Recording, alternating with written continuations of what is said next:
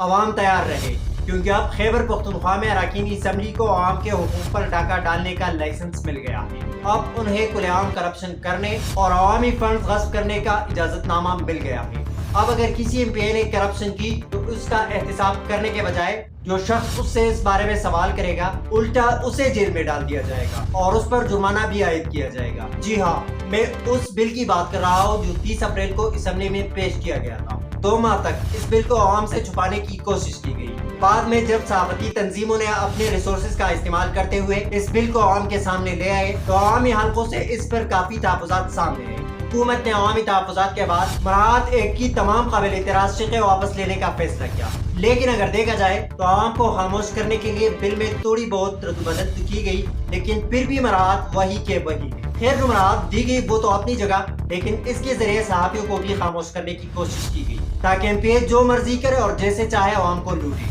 لیکن صحافی اس سے سوال نہ کرے، چاہے عوام کو ان کا حق ملے یا نہ ملے۔ کیونکہ اس قانون کے مطابق اگر کوئی رکن اسمبلی یہ موقف اختیار کرے کہ کسی صحافی فرد یا ادارے نے اس کے پارلیمانی استحقاق کی خلاف ورزی کی ہے یا اسمبلی یا رکن کی توہین کی ہے تو وہ معاملہ اسپیکر یا استحقاق کمیٹی کے سامنے اٹھا سکتا ہے۔ اس کے مطابق اگر کوئی ایم پی اے یہ دعویٰ کرے کہ کسی سوال یا رپورٹ سے اس کی ساکھ یا استحقاق متاثر ہوا ہے تو صحافی کے خلاف کارروائی شروع ہو سکتی ہے، اگرچہ استحقاق سے مراد وہ قانونی حقوق اور تحفظات ہے جو پارلیمنٹ یا اسمبلی کے ارکان کو دیے جاتے ہیں تاکہ وہ اپنے فرائض آزادانہ طور پر انجام دے سکیں۔ لیکن بدقسمتی سے پاکستان وہ ملک ہے جہاں ہر چیز کی نفی پہلوؤں کو زیادہ ترجیح دی جاتی ہے، اور اس ایک کے بعد تو اب انہیں راستہ مل گیا۔ اب کوئی منصوبہ پورا ہوگا یا نہیں، فنڈز کہاں خرچ ہوئے معلوم نہیں، کیونکہ صحافتی تنظیمیں ہی ہیں جو ان کے خلاف بولتے ہیں، اور اب پوری کوشش یہی ہے کہ ان آوازوں کو دبا دیا جائے اور پوری پاکستان کی طرح خیبر پختونخوا میں بھی صحافیوں کو خاموش کر دیا جائے